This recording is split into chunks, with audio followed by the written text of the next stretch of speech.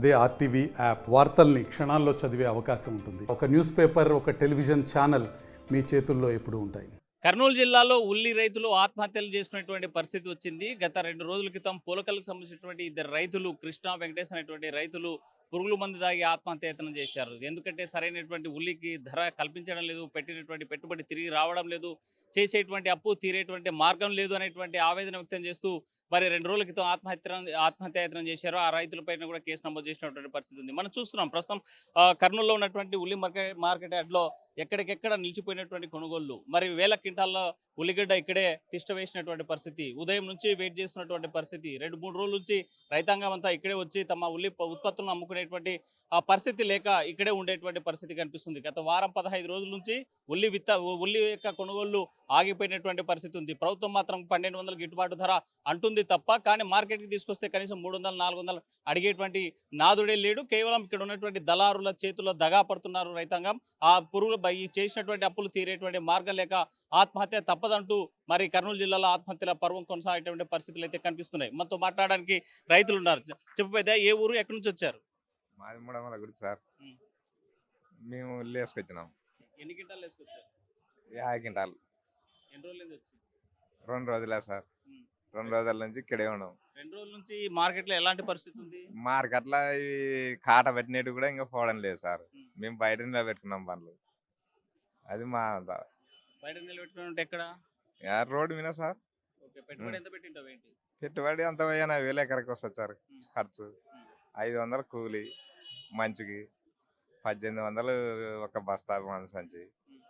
ఇంకా మామూలుగా ఇది మనం గేడింగ్ చేసి ఎత్తితే 50 రూపాయలు ఒక ప్యాకెట్. మా పరిస్థితులు ఇంకా ఇట్లా ఉన్నాయి సార్. కింటాం ఎంత కొంటున్నారు ఇక్కడ? కింటాం 1200 అంటున్నారు కానీ సార్, అది 1200 వేది తెలియదు, 3 రూపాయలు 4 రూపాయలు తీసేది తెలియదు. ఎందుకు అట్లా అంటే మీ బాగాలేవు, అది లేదు ఇది లేదు అని చెప్తున్నారు సార్. ఎవరు డిసైడ్ చేస్తారు బాగున్నాయి బాగలేవు అని? ఈ మార్కెట్ యార్డులు సార్. కొనుగోలుదారులు వస్తున్నారా, కొనే వాళ్ళు వస్తున్నారా? ఏమో వాళ్ళు రాసినట్లు మేము రాపించుకున్నట్లు సార్ మా దళాలు. మరి గవర్నమెంట్ 1200 అంటుంది, మీరేమో ఇక్కడ 300-400 అడుగుతారు అంటున్నారు. ఎట్లా గిట్టుబాటు అయిద్దా? ఏం జరుగుతుంది అనుకుంటున్నారు? కాదు సార్, అట్లా కాదు సార్. గిట్టుబాటు ధర అయితే లేదు సార్. మరి ఏంటి ప్రతి ఏడు ఇదే పరిస్థితి ఉంటే ఏంటంటే ఇంకా ఏ విధంగా యాదోటి చేసుకోవాలా, బతకాలా, చచ్చిపోవాలా ఇంకా అంతే. ఎందుకు సావాలి? ఎందుకు కావాలి? అప్పులు చేసుకొని సార్. ఇప్పుడు మార్కెట్కి వస్తే రేట్లే, ఇప్పుడు ఇంకా బయటకు పోతే అప్పులు పుట్టవు. ఇంకా ఏం పరిస్థితి? ఏదోటి చేసుకోవాల్సిందే రైతు. మరి ఎందుకు చేయాలి అప్పులు చేసి వ్యవసాయం? ఎందుకు చేయాలంటే బతకలేం కదా సార్. మేమేం వ్యవసాయం మీదే బతకతలేం. ఇంకా అప్పులు చేయకపోతే తప్పదు. ఇంకా మనం ఏమన్నా ఉద్యోగాలు ఉన్నామా సార్?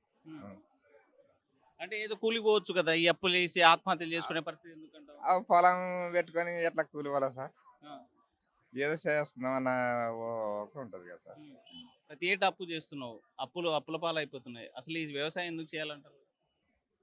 ప్రతిసారి చేస్తున్నాం అంటే ఏడొస్తుంది ఈసారి వస్తుంది, ఏడొస్తుంది ఈసారి వస్తుంది అని ఇట్లే ఫాలో అవుతున్నాం సార్. దాంట్లో ఆ ఫాలో అవుతున్న దానికి ఏడింత వస్తుంది, రేపు ఇంత వస్తుంది, ఏదో అప్పులు కట్టుకుందాం కదా అని ఇట్లా ఫాలో అవుతున్నాం. రైతుకు అంటే ఈరోజు కూలీ బాగున్నాడు అనుకుంటా. ఇంకా రైతు కదా కూలోడే బాగున్నాడు సార్. ఇప్పుడు 500 కూలి, ఆయనకి ఏమి బంగారు లాగా పోతాడు, తెచ్చుకుంటాడు. ఇంకా రైతు పరిస్థితి అప్పుల పాలు. అక్కడ తేవాలి, ఇక్కడ పెట్టాలా. రైతు పరిస్థితి ఎవరికి చెప్పుకున్నా తీరదు. ఏదోటి ఇంకా లాస్ట్కి ఫైనల్ ఆత్మహత్యన యాదోటి చేసుకొని సావాలి. ఇది ఆత్మహత్యలు కూడా కావాలని చేసుకుంటున్నారు, ఇది ఉద్దేశపూర్వకంగా చేసినారంటారు, నిజమేనా? అది ఉద్దేశపూర్వకంగా కాదు సార్. ఈ అప్పులు ఎక్కువయ్యి ఆట ఇవ్వాల రేపు ఈ సంవత్సరం రేపు సంవత్సరం అని ఇట్లే ఇంకా వ్యవసాయంలో పడినాడు. ఇంకా ఎవడు బయటికి రాలేడు సార్. వచ్చిన వాళ్ళకి వస్తే రాని వాళ్ళకి పోతుంది. పోలికలు చేసిన వాళ్ళు ఏదో కావాలని చేశారంటున్నారు. అది కావాలని ఎవరని చేయను సార్. ఈ రైతు భరోసా తెలుసుకున్న వాళ్ళు ఎవరు అట్లా చేయరు. ఈ అప్పుల వల్లనే ఇట్లా సార్. మనతో మాట్లాడడానికి మరో రైతు ఉన్నాడు. చెప్పేద్దా, ఎట్లా ఏ ఊరు నుంచి వచ్చారా, ఎన్ని రోజుల నుంచి ఉంటున్నారు? మేము 2 రోజులే సార్. మేము వచ్చి మా చింతవానపల్లి గ్రామం, సిబిలగల్ల మండలం. మేము ఎకరన్నర వేసినాం సార్. వేస్తే 110 బస్తాలు అయినాయి. దానికి దాదాపు అంటే ఒక 80,000-90,000 పెట్టుబడి అయింది. ఇప్పుడు ఒక గ్రేడింగ్ చేసి ఒక ప్యాకెట్ వేసుకురానికి 100 రూపాయలు అవుతుంది.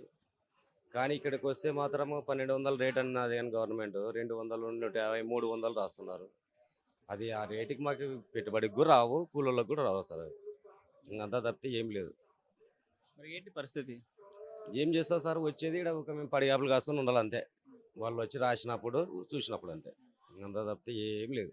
ఈ ప్రభుత్వం అట్లా ఉందేమో కానీ నాకు తెలిసినంత వరకు, లేకుంటే ఇంతవరకు అయితే ఇట్లా లేదు. డైరెక్ట్ ఎక్కడ గూడెం వేసుకుపోయినా డైరెక్ట్ అమ్ముకొచ్చుకుంటుండే. ఇక్కడ ఇంతవరకు మొన్న కూడా 1200 రేట్ అని ఉంది కానీ మద్దతు ధర. మళ్ళీ నిన్నటువంటి ఏం చేసినారు, ఇది మధ్య వ్యక్తులు దళాలికాలు అని పెట్టినారు. వాళ్ళు దళాలికాలు పెడితే ఒక 4% తీస్తారు. 4% తీసినప్పుడు 8% మనకు వచ్చేది.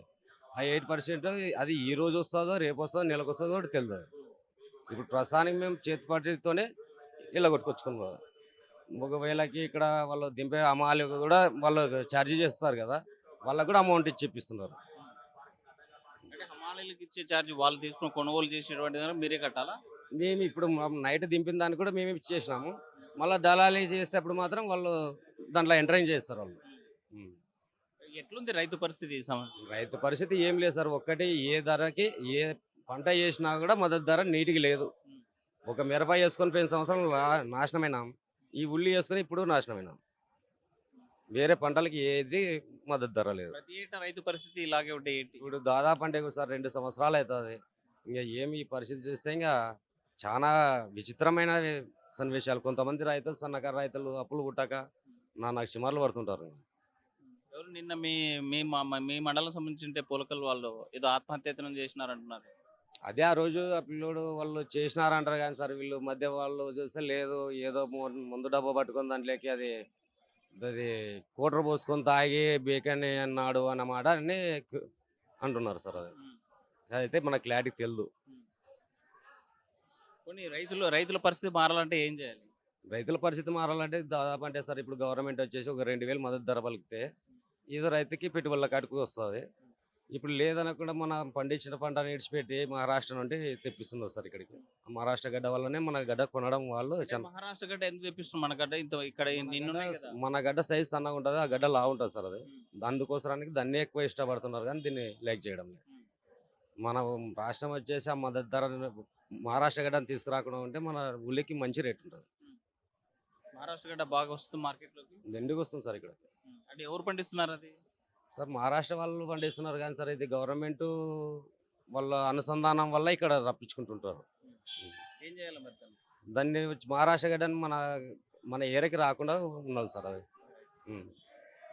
రైతులకు మాత్రం ప్రతి ఏటా ఇక ఇబ్బందులు తప్పడం లేదు. గిట్టుబాటు ధర 1200 కనిపించినా కూడా కనీసం అప్పులు తీరేటువంటి పరిస్థితి లేదు. సో తప్పనిసరిగా రైతుకు గిట్టుబాటు ధర ఇవ్వాలి, పండించిన పంటకి రావాలి అంటే 2000 పైబడి ఇస్తే తప్ప ఉల్లి రైతు బయటపడేటువంటి పరిస్థితి లేదు. దీనికి తోడు మహారాష్ట్ర నుంచి వచ్చేటువంటి ఉల్లి ఉత్పత్తులు ఏవైతే ఉన్నాయో అవన్నీ కూడా స్థానికంగా ఉన్నటువంటి లోకల్ బ్రాండ్కి ఇబ్బంది పడేటువంటి పరిస్థితి. కొనుగోలుదారులు కొనేటువంటి పరిస్థితి లేదు.